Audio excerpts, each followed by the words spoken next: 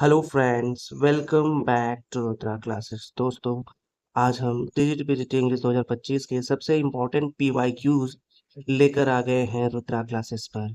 जो क्वेश्चंस बार बार एग्जाम में रिपीट होते हैं, अब वो आपके फिंगर टिप्स पर होंगे। सिलेक्शन सीरीज शुरू हो चुकी है और ये आपका एक फाइनल स्कोर बूस्टर होगा। लाइक के सवाल को देखिए। कैथारसिस का मतलब purification of emotion of pity and fear, और यही पूछा जाता है बार बार। ठीक है, तो इस तरह के rapid fire format Hindi English mix style के सवाल का पूरा ढेर रहेगा। Just what you need right before the exam. यह हर एस्पिरेंट्स के लिए एक प्राइजलेस कंटेंट है, जैसे UPTGT, PGT, DSSS, KVS, NVS, EMRS जैसे सभी एग्जाम्स के लिए। तो चलिए दोस्तों, बिना देरी किए स्टार्ट करते हैं इस सीरीज को। The type of fiction whose setting is in the medieval period, often in a gloomy castle replete with a dungeons, subterranean passages, and use of ghosts and mysterious, is called Gothic novel। ये जो Gothic novel होता है, यह एक fiction होता है जिसमें कहानी अक्सर पुराने महल में, ठीक, पुराने महल में सेट होती है। वहां होते हैं डंजन्स। डंजन्स यानी काल कोठरी। सीक्रेट पैसेजेस, क्या होते हैं? Secret passages. और अजीब साउंड और भूतिया माहौल होता है। हीरो या हीरोइन को अक्सर कोई सुपर नेचुरल या मिस्टीरियस फोर्स परेशान करती है।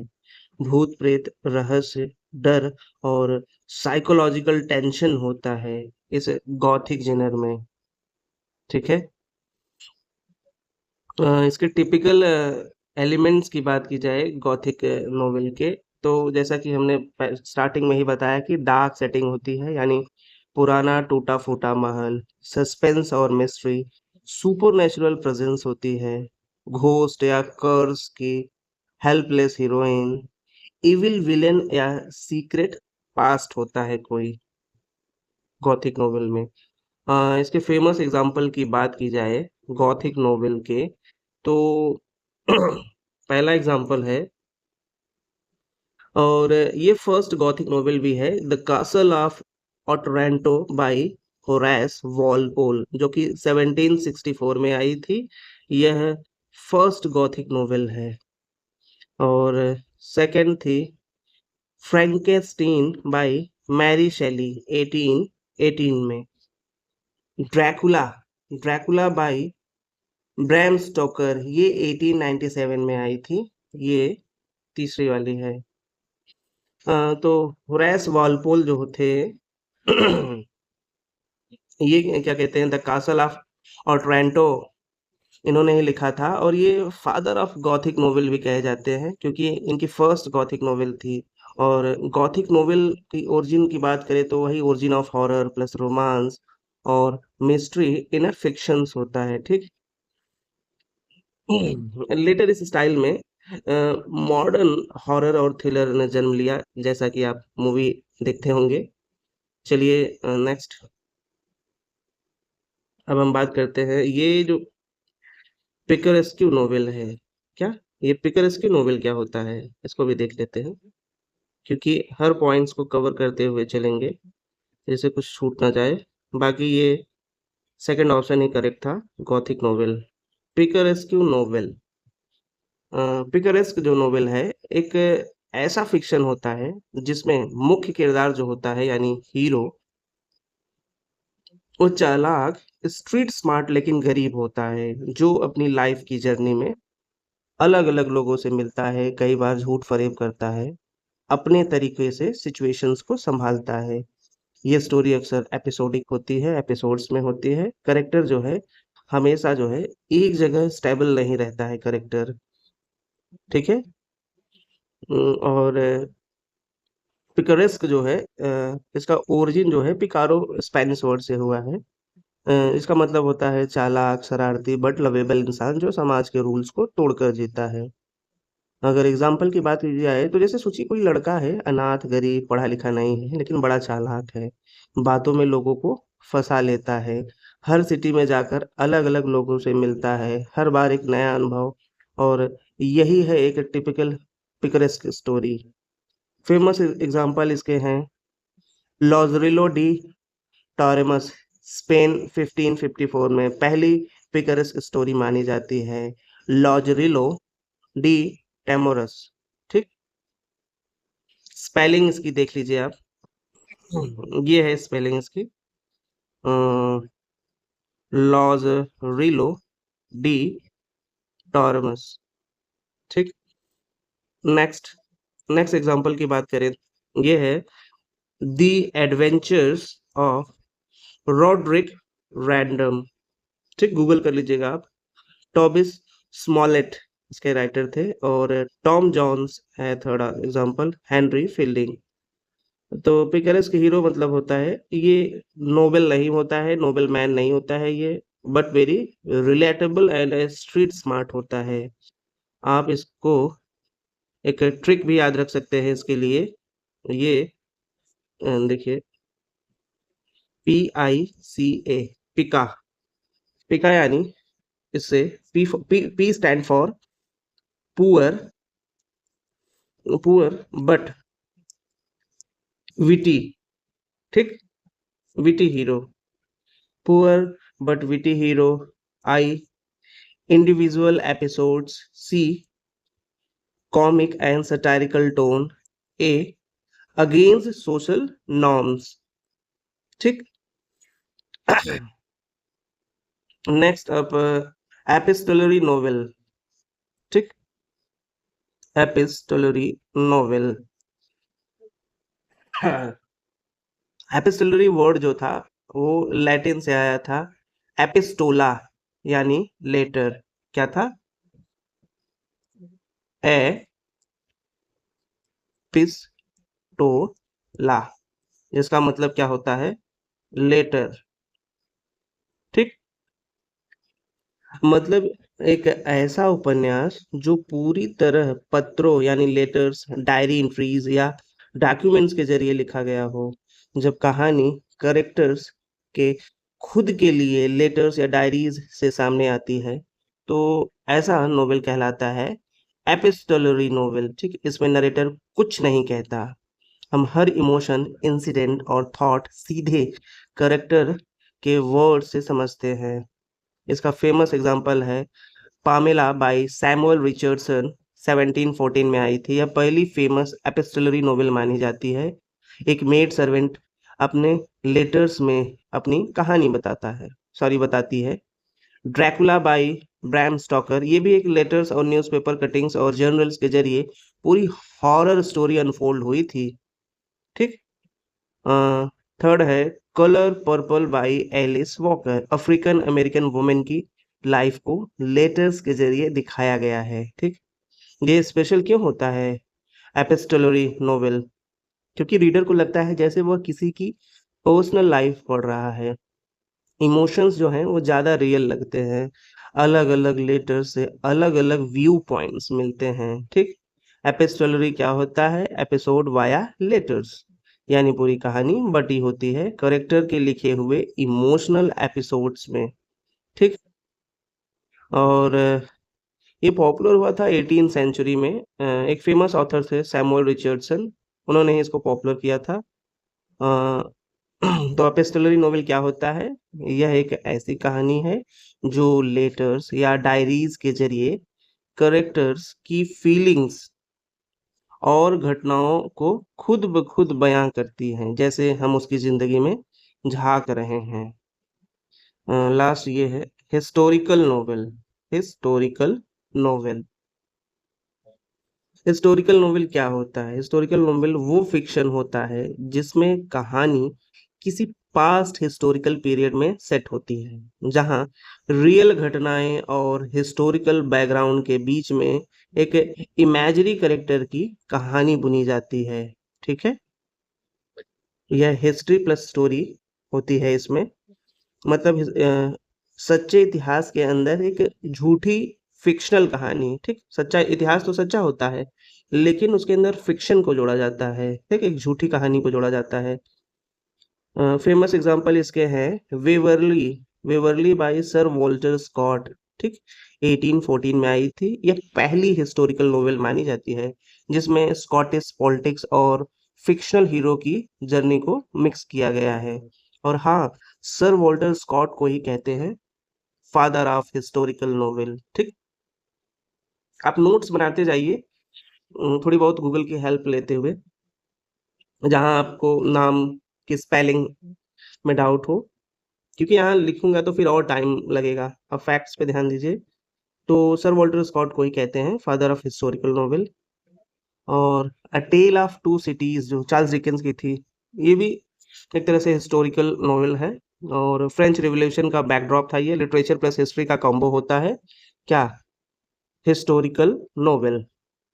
तो हिस्टोरिकल नोवेल क्या होता है, पुरानी हिस्ट्री के सच्चे माहौल में एक फिक्शनल हीरो की कहानी जहां इमेजिनेशंस और फैक्ट्स को परफेक्ट बैलेंस होता है। चलिए next. Poetic licence, what is poetic licence?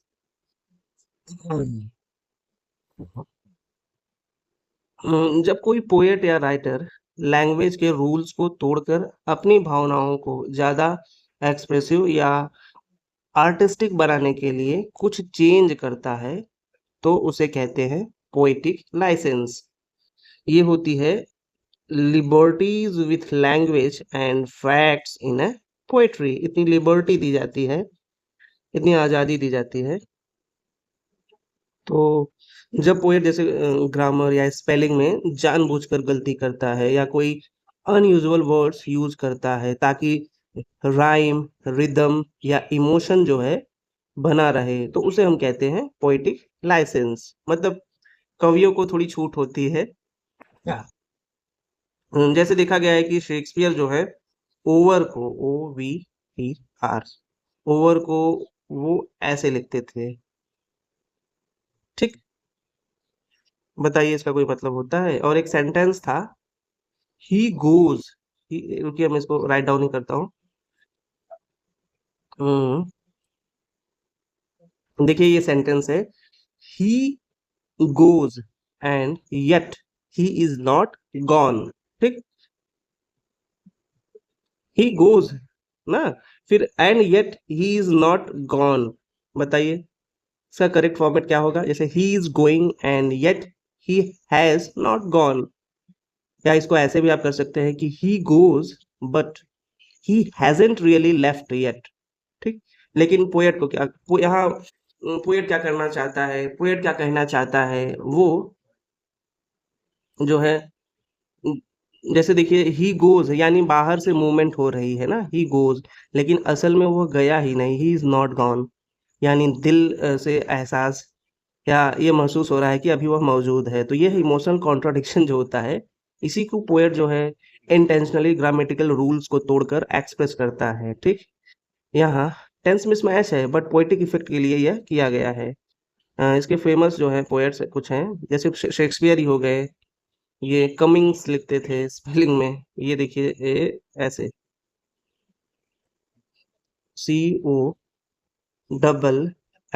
COMMINGS, Cummings. बताइए पंक्चुएशन और स्पेलिंग की तो पूरी धज्जियां उड़ जाती होगी उस वक्त, लेकिन एक फ्लो और फील बना रहे इसके लिए इसको यूज किया जाता था। और इसी को हम पोएटिक लाइसेंस कहते हैं, liberties with language and facts in poetry. इसको शैली, कीट्स, बैरन सभी रोमांटिक पोएट्स इसे खूब यूज करते थे। और आप ऐसा भी कह सकते हैं कि poet is the king of language, उसको थोड़ी छूट थी। इसकी डेफिनेशन की बात की जाए तो intentional breaking of a rules for a poetic effect, ठीक, पोएटिक लाइसेंस होता है। वो भी किस तरीके से, grammar, spelling, punctuation, even facts भी। पोएटिक लाइसेंस क्या होता है? जब अपनी आर्ट के लिए लैंग्वेज के रूल्स को तोड़ा जाता है राइम, फीलिंग या इम्पैक्ट बढ़ाने के लिए। चलिए नेक्स्ट चलते हैं। The period between 1745 in English literature is called, ठीक। इसको इसको ऑगस्टन एज कहा जाता है, ठीक। ये जो 1700 से 1745 का समय है, वह ऑगस्टन एज का है। सॉरी। द रिस्टोरेशन पीरियड, इसका करेक्ट आंसर ऑगस्टन एज ही है, ध्यान दीजिएगा। अब पहले एक सीरियल से देखते हैं, the restoration period. Restoration period नहीं, अगर ईयर वाइज देखा जाए तो पहले कैरोलाइन एज आता है ना। हाँ। हम्म, कैरोलाइन एज, ठीक। Caroline age. यह दौर शुरू होता है किंग चार्ल्स फर्स्ट के शासन में। कैरोलाइन जो है लैटिन कैरोलस से बना हुआ है। यह समय था जब इंग्लैंड में मोनार्की धीरे धीरे संकट में आ जाती है और बैकग्राउंड में सिविल वॉर शुरू हो जाती है, ठीक। लिटरेचर अभी भी कोर्ट सेंटर्ड माना जाता है, यानी राजा और दरबार से जुड़े हुए राइटर्स राइटर्स ने पॉलिटिक्स से दूर रहकर ब्यूटी, लव या लॉयल्टी पर पोएम्स लिखी है। रॉबर्ट हेरिक जो थे, to the virgins, to make much of time, की राइटर्स थे। Thomas Carew graceful and romantic lyrics के लिए प्रसिद्ध थे। इन पोएट्स को कहा गया कैवलियर पोएट्स, ठीक।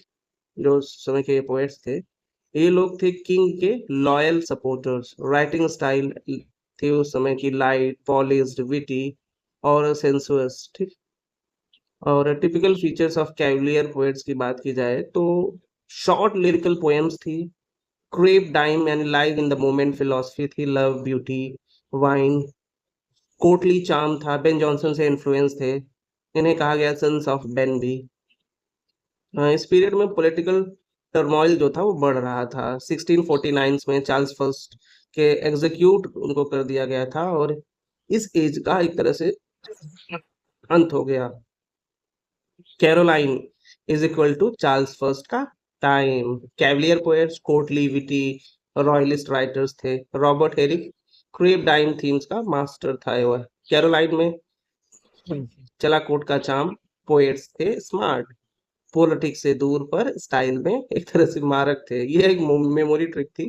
कैरोलाइन में चला कोट का चाम, पोएट्स थे स्मार्ट, पॉलिटिक्स से दूर पर स्टाइल में मारक।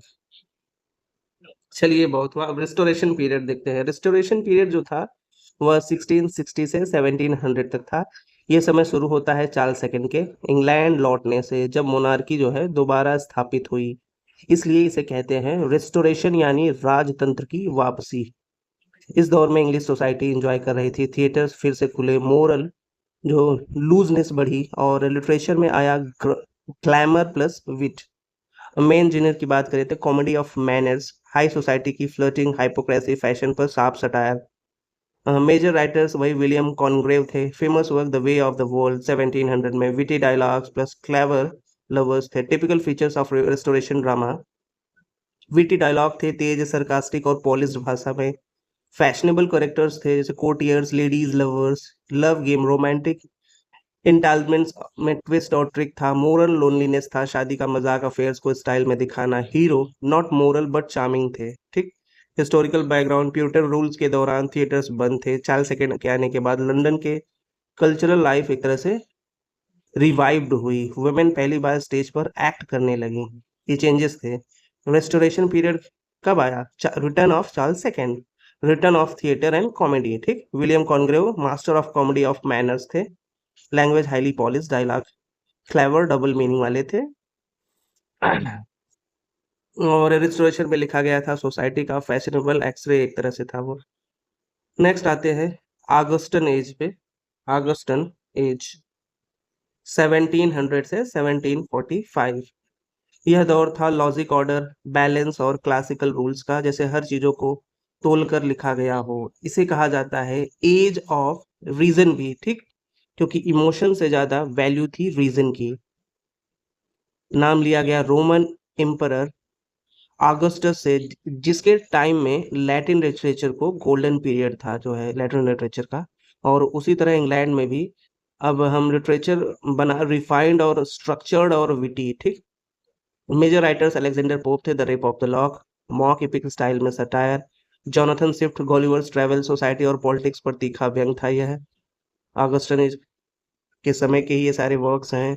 और दोनों राइटर्स ने सोसाइटी की हाइपोक्रेसिस को एक्सपोज किया है, एलिगेंट लैंग्वेज और सटायर से हैं। लिटरेरी फीचर्स क्या है? हीरोइक कपलेट्स का एक हैवी यूज हुआ है ऑगस्टन एज में। Two line rhyme poetry with logic, satire weapon की तरह यूज किया गया है। क्लेवरली लोगों की कमियां दिखाई गई हैं, ठीक है। और स्टाइल जो थी वो कम्पैक्ट, बैलेंस और रेशनल पॉलिश्ड थी। यहाँ राइटर का काम था मिरर टू सोसाइटी बनना, ठीक। किस ऑगस्टन एज में जीनर और स्टाइल की बात की जाए तो सटायरिकल पोइट्री प्रोज थे, मॉक एपिक्स बड़ी बड़ी चीजों की स्टाइल में छोटी जो बातों पर हंसी करना, और डायडेक्टिक टोन यानी मोरल टीचिंग छुपा होता था उसमें। ऑगस्टन एज जो है एज ऑफ पोप भी कहा जाता है, ऑगस्टन एज को एज ऑफ पोप भी कहा जाता है।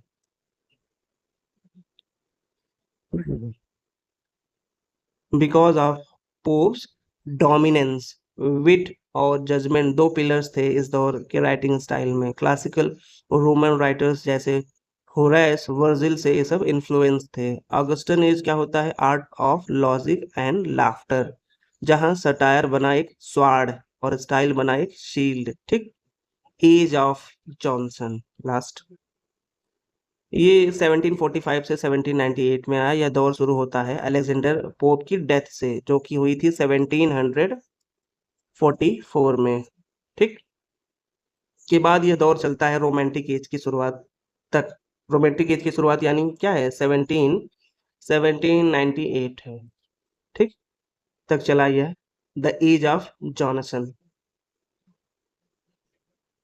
इसे कहा जाता है ट्रांजिशनल पीरियड, यानी दो युगों के बीच का यह एक पुल था, एज ऑफ जॉनसन, ठीक।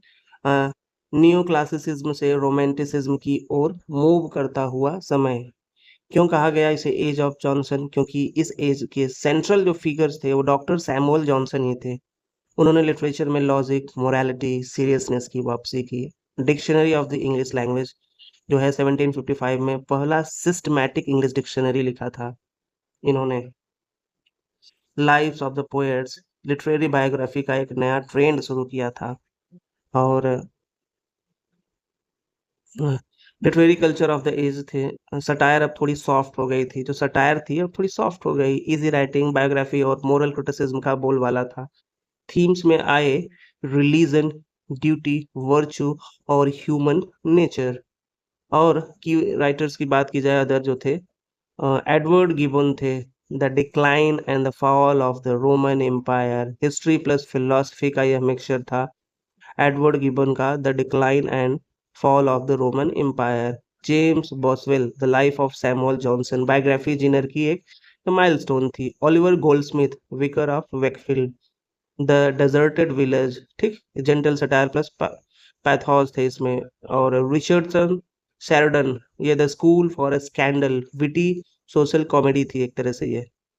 और स्टाइल और फीचर्स की बात की जाए तो प्रोज में मैच्योरिटी और रिफ्लेक्शन था, पोइट्री में हीरोइक कपलेट्स का यूज जारी था, ड्रामास जो थे वो ऑलमोस्ट खत्म हो चुका था, सिर्फ रिवाइवल एफर्ट्स थे बस वही रह गए थे। और scientific thoughts plus emotional stir दोनों का मिला जुला रूप था यह। 1745 से 1798 जो था वह क्लियर शिफ्ट दिखाई देता है स्टाइल और सब्जेक्ट में। और जॉनसिनियन प्रोज यानी high vocabulary plus moral depth. Johnson को कहा जाता था द लास्ट ग्रेट क्लासिस्ट, ठीक।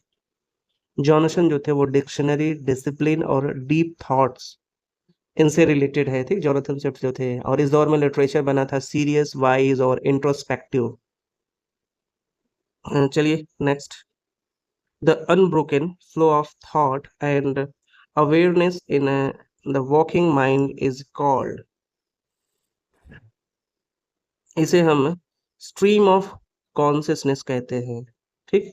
The unbroken flow of thought and awareness in the walking mind is called stream of consciousness.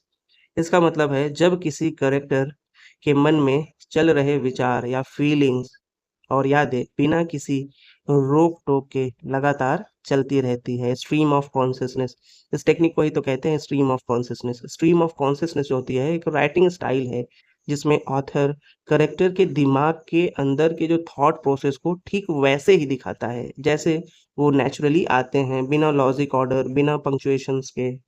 ठीक है, जैसे हम अपने दिमाग में सोचते हैं एक बात से दूसरे, दूसरे से तीसरे, बिना ब्रेक के, वैसे ही। ठीक, एग्जाम्पल्स इसको समझते हैं। देखिए, जैसे कोई करेक्टर है उठकर खिड़की की तरफ देखता है, फिर उसे बचपन की याद आ जाती है, फिर वह माँ के बारे में सोचता है, फिर एग्जाम को उसको टेंशन आ जाती है लास्ट में।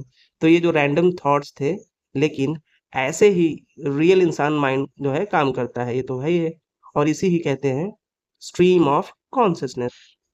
फेमस ऑथर्स की अगर बात की जाए जिन्होंने इसका यूज़ किया है तो वर्जीनिया वुल्फ थे to the lighthouse, James Joyce Ulysses में, William Faulkner the sound and the fury में। और ये टर्म जो है सबसे पहले साइकोलॉजिस्ट जो थे विलियम जेम्स उन्होंने क्वाइन किया था, फिर राइटर्स ने इसे अपने लिटरेरी टूल बना लिया इस चीज़ को। तो अगर डेफिनेशन देखी जाए इसकी तो unbroken inner flow of thought and feelings in the conscious mind of a character. ठीक, इपिफेनी क्या होता है, इपिफेनी भी देख लेते हैं। यह एकदम अचानक से दिमाग में जैसे कोई गहरी बात समझ में आ जाती है, तो इसे एपिफेनी कहते हैं। जैसे एक ऐसा पल जब किसी चीज का सच जो है बहुत साफ नजर आने लगे, जैसे जब आपको कोई बात बहुत क्लियर और डीप तरीके से समझ में आ जाती है जो पहले समझ में नहीं आ रही थी, तो उसे ही हम इपिफेनी कहते हैं। और यह आप इसे बोल सकते हैं जैसे आत्मबोध होना और अचानक कोई गहरी बात जो है समझ में आ जाना। मान लीजिए आप किसी की बुराई कर रहे थे और अचानक आपको यह एहसास हुआ कि मैं भी तो यही गलती करता हूँ। बस यही एपिफेनी है, ठीक? एक इटर्नल रियलाइज़ेशन जो होती है इटर्नल, तो इसे ही एपिफेनी कहते हैं। जेम्स जॉयस ने इस वर्ड को लिटरेचर में पॉपुलर किया था और डब लाइनर्स में हर कैरेक्टर्स को अपने जीवन का कोई ना कोई एपिफेनी होता है और जहाँ उसे खुद के बारे में, समाज के बारे में कोई कड़वा या गहरा सच पता चलता है। एपिफेनी क्या होता है कि यूरेका मोमेंट होता है, ठीक? जब बल्ब जल जाए, जैसे कोई हिडन ट्रूथ अचानक दिख जाए, ठीक? एपिफेनी जेम्स जॉयस से रिलेटेड है। Famous work dub dub liners थी। क्या थी? Dub liners. डेफिनेशन इसकी क्या है? सडन स्पिरिचुअल और इंटेलेक्चुअल रियलाइजेशन, ठीक? अब नेगेटिव कैपेबिलिटी देख लेते हैं इसमें। ये जो टर्म था सबसे पहले जॉन कीट्स ने दिया था इसको। इसका मतलब होता है कंफ्यूजन, डाउट या अनसर्टेनिटी जो टॉलरेट करना है बिना किसी लॉजिकल, साइंटिफिक एक्सप्लेनेशन की जरूरत के। जैसे जब किसी पोएट या थिंकर्स को कोई चीज जो है पूरी तरह से समझ में नहीं आता है, फिर वह उसे एक्सेप्ट कर लेता है, फिर भी उसे वो चीज क्लियर नहीं है लेकिन फिर भी वह उसे एक्सेप्ट कर लेता है, ना कि उसका जबरदस्ती कोई एक्सप्लेनेशन ढूंढने लगता है। तो यही एटीट्यूड जो है नेगेटिव कैपेबिलिटी कहलाती है। आपने कभी सोचा होगा किसी इंसान की आंखों में इतना दर्द क्यों है? आपको पता नहीं चलता लेकिन फिर भी आप उस इमोशंस को महसूस करते हैं। आपको एक्सप्लेनेशन नहीं चाहिए, बस आप वो इमोशंस आपके लिए काफ़ी हैं। तो यही नेगेटिव कैपेबिलिटी है। जॉन कीट्स का मानना था कि ग्रेट पोएट्स वो होते हैं जो डाउट और मिस्ट्री को एन्जॉय करते हैं। उन्हें हर चीज़ का जवाब जानने का कोई ज़िद नहीं होता है। वो इमेजिनेशन से काम लेते हैं, ना कि लॉजिक से, ठीक? He mentioned this idea in the letter to his brothers in 1817। Negative capability क्या होती है? नो क्लियरिटी, स्टिल क्रिएटिविटी, ठीक? नेगेटिव कैपेबिलिटी क्या होती है? ये ट्रिक याद कर लीजिए कि नो क्लियरिटी, स्टिल क्रिएटिविटी। जवाब नहीं भी मिले तो भी पोएट्री रुकती नहीं है। इसको कॉइन किसने किया था? जॉन कीट्स ने। कब किया था? 1817 में। मीडियम क्या था? ये लेटर लिख रहे थे अपने ब्रदर्स को related to romantic imagination, mystery, beauty without logic. Famous quotes इसकी है, beauty is a truth and truth beauty except mystery, ठीक? अब ऑब्जेक्टिव कोरिलेटिव, ऑब्जेक्टिव कोरिलेटिव जो टर्म्स था वो टीएस इलियट ने दिया था, जिसका मतलब होता है इमोशंस को डायरेक्टली कहने के बजाय उसे किसी चीज, सीन या एक्शंस के जरिए महसूस कराना। जब कोई राइटर या पोएट अपने इमोशंस को सीधा आई एम सैड कहने के बजाय उन्हें किसी चीज जैसे ऑब्जेक्ट, इमेज या एक्शंस के जरिए इनडायरेक्टली दिखाता है ताकि रीडर जो है खुद वो इमोशंस को फील कर ले, तो यही तरीका कहलाता है ऑब्जेक्टिव कोरिलेटिव, ठीक? अगर कोई कैरेक्टर्स रो नहीं रहा है लेकिन बारिश में अकेला भीग रहा है, बिना बोले चल रहा है, तो आप खुद समझ जाते हैं कि यह दुखी है। यह बारिश अकेलापन इमोशंस को इनडायरेक्टली एक्सप्रेस कर रहा है, और इस इनडायरेक्ट एक्सप्रेशंस को ही हम क्या कहते हैं? Objective correlative. लिटरेरी यूज का है, टर्म दिया गया है TS. Eliot in famous essay Hamlet and his problems में। टी.एस. इलियट ने इसको कहाँ दिया था? उनका एक वर्क्स था हैमलेट एंड हिज प्रॉब्लम्स में। इलियट ने कहा शेक्सपियर का हैमलेट जो है वीक है, क्योंकि उसमें हैमलेट के इमोशंस को प्रॉपर्ली एक्सप्रेस करने के लिए कोई एक्सटर्नल सिंबल या सीन नहीं है, इसलिए ऑडियंस कनेक्ट नहीं कर पाती है। ठीक। अब ट्रिक एक देख लीजिए, फीलिंग्स को ना बोलो दिखाओ, यानी इमोशंस को वर्ड से नहीं चीजों से एक्सप्रेस करो। तो ये होता है ऑब्जेक्टिव कोरिलेटिव। टर्म्स कॉइन किया था टी.एस. इलियट ने अपने एशे में हैमलेट एंड हिज प्रॉब्लम्स में। पर्पस इमोशन को सीन या ऑब्जेक्ट के जरिए रीडर तक पहुंचाना। Next, what is meant by catharsis? इसको तो हमने स्टार्टिंग में ही देखा था। Catharsis, purification of emotions of pity and fear. Tragedy देखने से ऑडियंस को पिटी यानी दया, फियर डर से जो रिलीफ मिलता है, यही है कैथारसिस। ठीक। प्यूरिफिकेशन का मतलब होता है किसी चीज को अंदर से साफ करना, यानी भावनात्मक रूप से हल्का होना। जैसे पीटी, दया और फियर, डर, ये वो इमोशंस हैं जो ऑडियंस को ट्रेजेडी देखते समय नेचुरली फील होते हैं। ठीक। अरिस्टोटल जो अरस्तु थे वो क्या कहते थे? जब हम कोई ट्रेजिक स्टोरी देखते हैं, जैसे किसी नोबेल व्यक्ति का एक डाउनफॉल हुआ दुखद, ठीक, तो हमें एक पिटी आती है, क्योंकि हम सोचते हैं बेचारा इसके साथ ये क्यों हुआ। और फियर भी होता है, क्योंकि हम सोचते हैं कि ऐसा मेरे साथ भी हो सकता है। तो जब ये दोनों इमोशन मैक्सिमम लेवल पर पहुंचते हैं, तो कहानी के अंत तक हम इमोशनली जो है अपने इमोशंस को रिलीज कर लेते हैं। यही है कैथारसिस। जैसे किसी ने बहुत सैड फिल्म देखी, दुखद फिल्म देखी, वो रोया, उसे बहुत गहरा अनुभव हुआ, लेकिन फिल्म खत्म होने के बाद उसने बोला अब हल्का लग रहा है। बस यही है कैथारसिस, इमोशनल प्यूरिफिकेशन। ठीक। अरस्तु का मकसद क्या था? ठीक, ट्रेजेडी का मकसद आखिर है क्या? एरिस्टोटल के हिसाब से ट्रेजेडी का जो है अल्टीमेट गोल ये नहीं है कि ऑडियंस एंटरटेन हो, बल्कि वो इमोशनली मैच्योर हो, ठीक, मोरली जो है अवेयर हो। तो पहले क्या कहते हैं? पिटी प्लस फियर, उसके बाद फील करें ना, और फिर रिलीज करें। क्या करें? रिलीज। और रिलीज के बाद क्या था? फिर से सीखें, लर्न। ठीक। और तब जाके वो कैथारसिस होती है, यानी emotional cleaning through tragedy.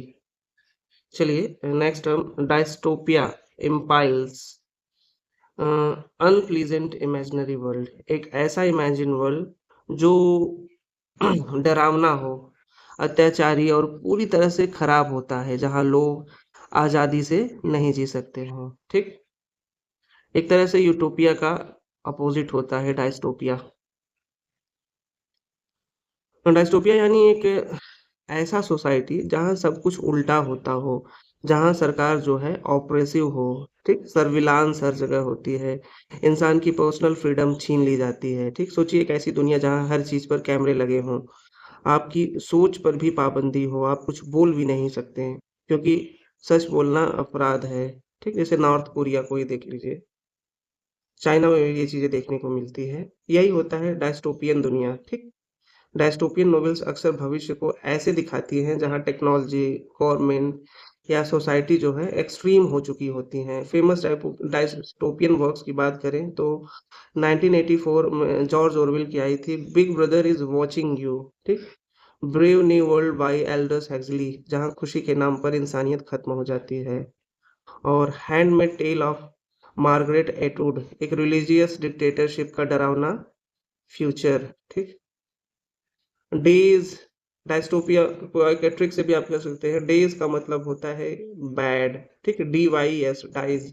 Dies का मतलब क्या होता है? बैड। तो डायस्टोपिया क्या है? डिस्ट्रेस, डिसएस्ट्रेस यूटोपिया, एक ऐसा यूटोपिया जो देखने में तो परफेक्ट है, लेकिन असल में बहुत खतरनाक होता है।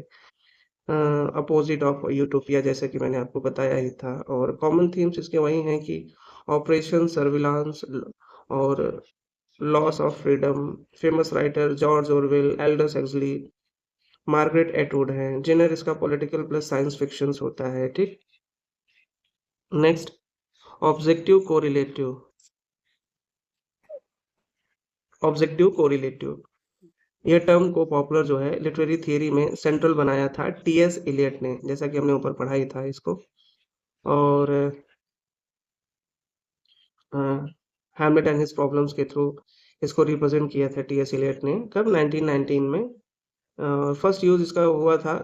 टीएस इलियट से पहले भी वॉशिंगटन एल्स्टन करके थे कोई, फर्स्ट यूज उन्होंने 19th सेंचुरी में ही इसको कर लिया था, लेकिन पॉपुलराइज्ड किया था इसको टीएस इलियट ने अपने work Hamlet and his problems में, ठीक।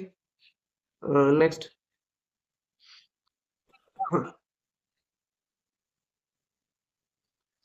Proletarian novel. अरे, प्रोलेटेरियन नोवेल, प्रोलेटेरियन नोवेल का थीम होता है गरीब मजदूर वर्ग, ठीक, वर्किंग क्लास। प्रोलेटेरियन जो होता है वो वर्किंग क्लास की जिंदगी, संघर्ष और समाज में उनके शोषण को दिखाता है। ये नोवेल जो है उस इंसान की कहानी कहता है जो फैक्ट्री में काम करता है, खेत में मजदूरी करता है, शहर की जो है गंदी बस्ती में जीता है, फिर भी अपने हक की लड़ाई लड़ता है, तो इसे कहते हैं प्रोलेटेरियन नोवेल। सोचिए, गरीब मजदूर जिसकी नौकरी छिन जाती है, पेट भर खाना नहीं है, लेकिन फिर भी वो सिस्टम के खिलाफ आवाज उठाता है। यही होती है प्रोलेटेरियन नोवेल, ठीक, वर्किंग क्लास। इसके लिटरेरी फीचर्स, ये नॉवेल्स जो है पॉलिटिकल भी होते हैं और इमोशनल भी, और मार्क्सिस्ट आइडियोलॉजी से इंस्पायर होते हैं। Exploitation, class struggle, poverty, revolution इसके कोर थीम्स होती हैं, ठीक। The Grapes of wrath by John Steinbeck, ये ग्रेट डिप्रेशंस में गरीब किसानों की पीड़ा, ये एक फेमस एग्जांपल्स है इसका। और Mother by maximum Gorky, Russian workers movement की कहानी है इसमें। Next works, Germinal by Emile Zola, coal miners के संघर्ष की कहानी इसमें दिखाई गई है। प्रोलेटेरियन नोवेल यानी पुअर प्लस प्रोटेस्ट, ठीक, गरीबों की कहानी, सिस्टम के खिलाफ आवाज। वर्किंग क्लास की लाइफ और क्लास कॉन्फ्लिक्ट दिखाता है। इन्फ्लुएंस था ये मार्क्सिज्म और सोशल रियलिज्म से। ये 20th सेंचुरी में आई थी। जॉन स्टेनबर्ग, मैक्सिम गोरोकी, इमला जोल, ये सारे इन्होंने वर्क्स इन्होंने लिखे थे, इन राइटर्स ने, इस पर बेस्ड प्रोलेटेरियन नोवेल पर, ठीक।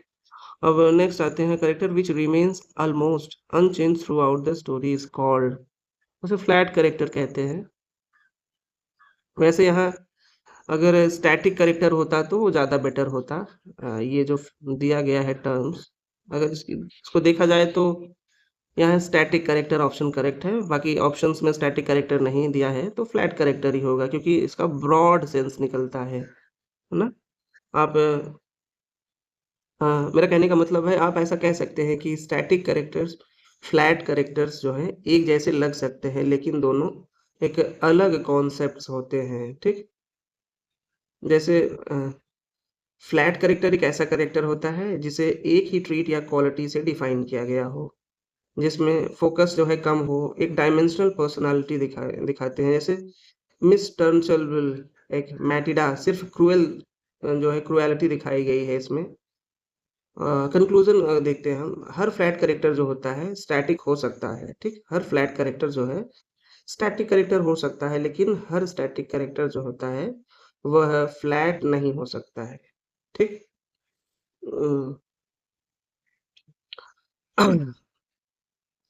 तो ये character which remains almost unchange throughout the story is called flat character. यहाँ ऑप्शन में स्टैटिक नहीं दिया है तो फ्लैट कैरेक्टर ही है।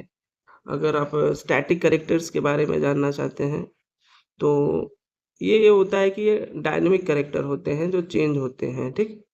डायनेमिक क्या है? इसका अपोजिट है। स्टैटिक में क्या होता है, एक ही character throughout the story रहता है, ठीक।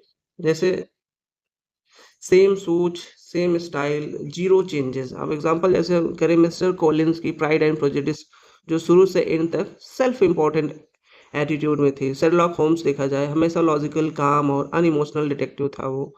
Miss Havisham great expectations, एक ही इमोशनल स्टेट में जमी रहती है पूरे नॉवेल में, है ना।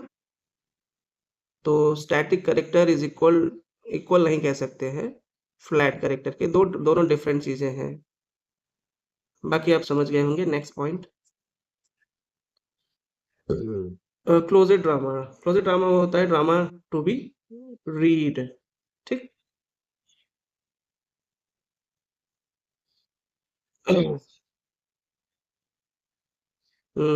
इसमें और कुछ कंटेंट है बताने लायक?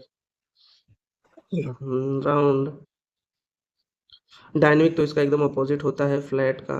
कैरिकेचर देख लीजिए आप, कैरिकेचर क्या होता है? कैरिकेचर एक ऐसा डिस्क्रिप्शन या पोर्ट्रेल होता है जिसमें किसी व्यक्ति की किसी एक खास बात को बहुत ज़्यादा बढ़ा चढ़ा कर दिखाया जाता है, अक्सर मजाक उड़ाने या व्यंग या सटायर के लिए, ठीक। जब किसी के चेहरे या आदत या स्टाइल को इतना एक्सेजरेट कर दिया जाए कि वह फनी या रेडिकुलस लगे तो उसे हम कह सकते हैं कि कैरिकेचर है।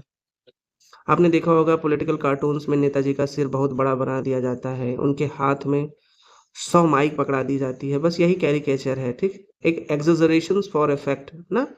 लिटरेचर में कैरिकेचर का यूज होता है किसी करेक्टर की किसी एक क्वालिटी जैसे लालच, मूर्खता या घमंड को इतना ज्यादा उभारना कि वह एक तरह से सिंबल बन जाए, जैसे mister Collins in pride and prejudice इतना ज्यादा सेल्फ इम्पोर्टेंट कि कॉमिक फिगर लगने लगता है वो। पैक स्निफ इन डिकेंस मार्टिन दिखावे की मोरालिटी इतने ज़्यादा कि वो नकली लगने लगता है। पॉलिटिकल कार्टून्स विजुअल कैरिकेचर्स होते हैं। कॉमेडी फिल्म्स में ओवर कास्टिंग वाले कैरेक्टर्स भी लिटरेरी कैरिकेचर्स माने जाते हैं। कैरिकेचर्स का मतलब होता है कैरेक्टर प्लस ओवर जेस्चर ना, एक ऐसी एक्सेजरेशंस जो ट्रुथ से भी ज़्यादा रियलिटी दिखा दे। हाँ?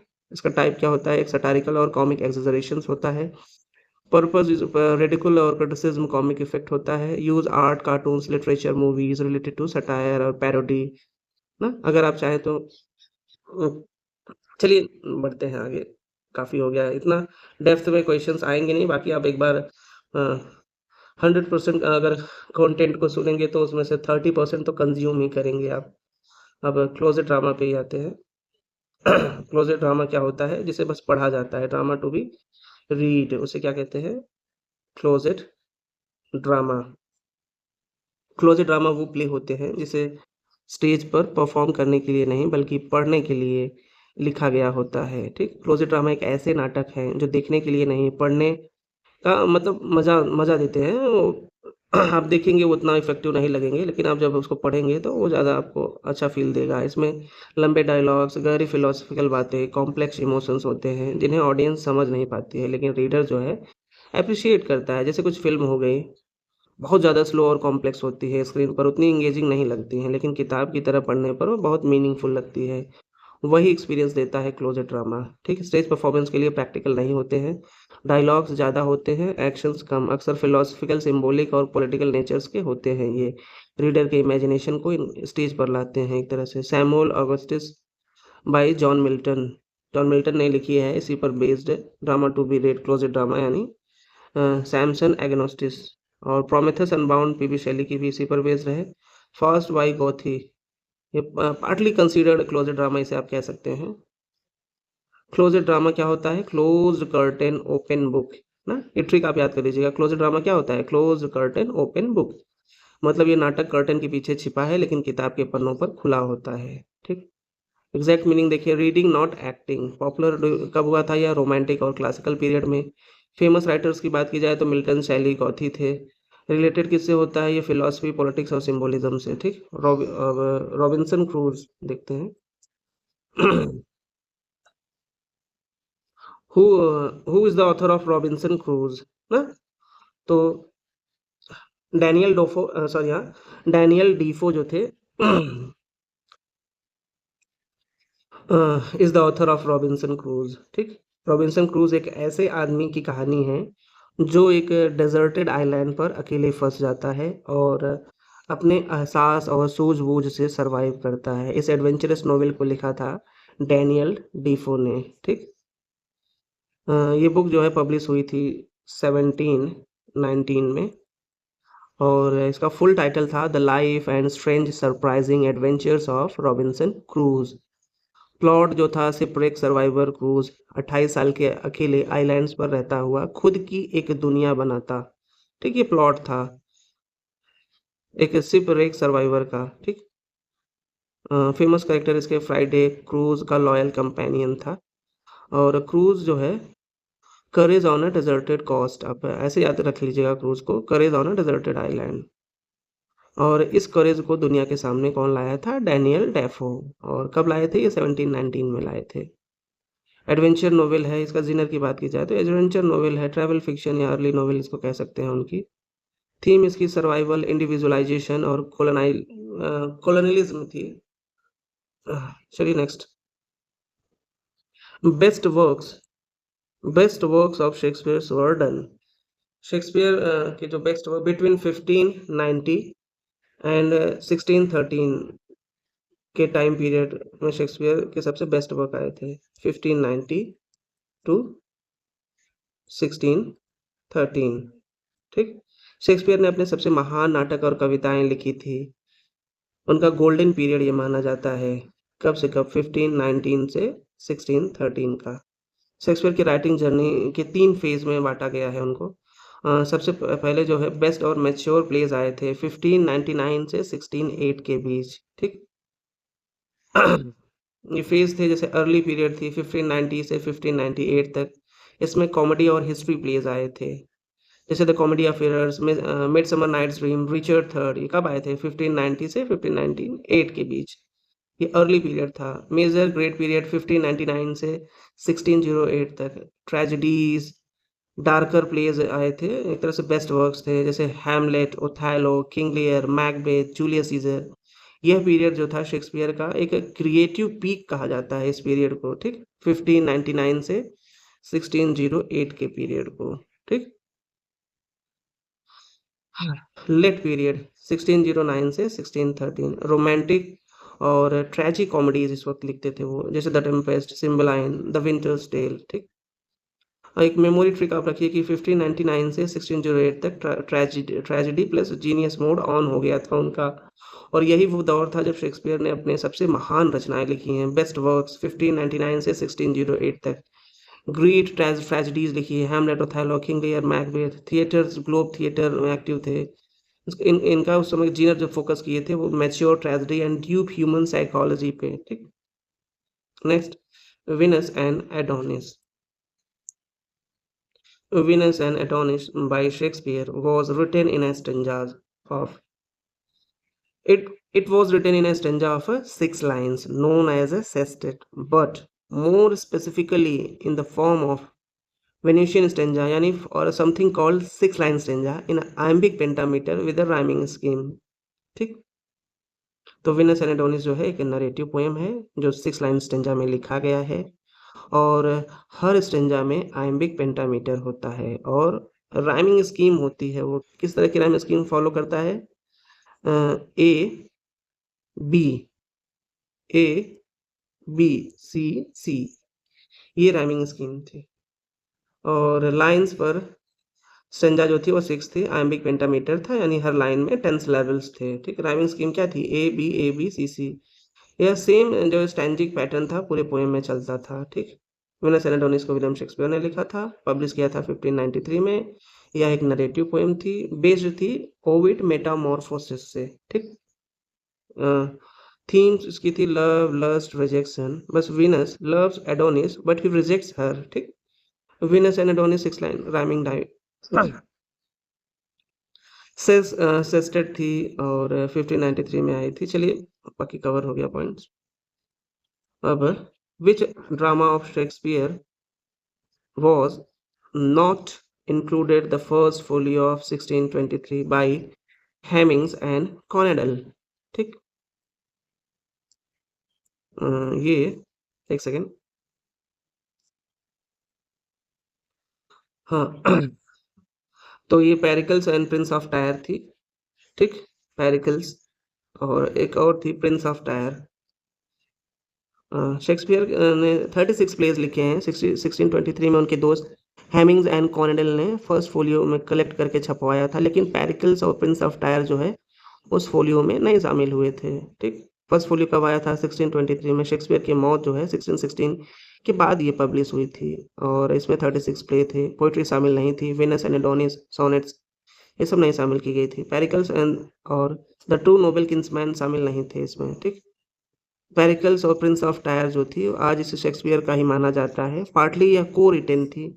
लेटर फोलीज जो सेकंड फोलियो आया था उसमें वो ऐड कर दिया गया था, तो टोटल प्ले अगर काउंट करें तब ये बढ़ गया था, ये 38 हो गया था। Pericles was missing from the print parade ना, यानी वो फर्स्ट फोलियो के ऑफिशियल लिस्ट में शामिल नहीं हुआ था। फर्स्ट फोलियो कब आया था? 1623 में। किसने कंपाइल किया था? जॉन हेमिंग्स और हेनरी कॉन्डेल ने। और 36 प्लेस थे इसमें। लेटर क्या ऐड की गई थी? पेरिकल्स और टू नोबल किंग्समैन, तब वो 38 हो गया था। ठीक है। It is believe that Shakespeare was found guilty of deer poaching in the garden of Thomas Lucy ना। Thomas Lucy and local noble and सैरी कोट पार्क इन नियर स्टेटफोर्ड। ठीक। कहा जाता है कि शेक्सपियर ने जवान उम्र में, मतलब यंग एज में, सर थॉमस लूसी के बगीचे में हिरन का शिकार किया था, और जिसके बाद उन्हें कानूनी झंझट और शर्मिंदगी जो है झेलनी पड़ी थी। माना जाता है कि शेक्सपियर को स्ट्रेटफोर्ड छोड़कर लंदन भागना पड़ा था उनके इस कृत्य के कारण। कहा जाता है कि शेक्सपियर ने सर थॉमस लूसी का मजाक भी बनाया, कुछ कैरेक्टर्स में उड़ाया था, जैसे Justice Shallow, the Merry Wife of Windsor. ये हो सकता है उन्हीं पे बेस्ड हो। और ठीक। नेक्स्ट अब देखते हैं, who is the author who is the author of the line the tiger's heart wrapped in a player's hide about Shakespeare. ये रॉबर्ट ग्रीन थे। ठीक। ये लाइन जो है शेक्सपियर पर एक सार्कास्टिक अटैक कर किया था रॉबर्ट ग्रीन ने।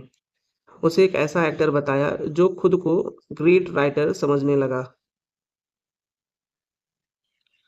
और ये जो कोट था, groats worth of wit bought with a million of repentance, यह 1592 में आया था रॉबर्ट ग्रीन के एक पैम्पलेट में। ठीक। ग्रीन उस समय यूनिवर्सिटी विट्स में ही थे, और उन्हें शेक्सपियर, मतलब यूनिवर्सिटी विट्स में से एक थे वो। शेक्सपियर का एक राइजिंग फेम जो है उनको पसंद नहीं आया, खासकर एक एक्टर का प्ले राइट बनना।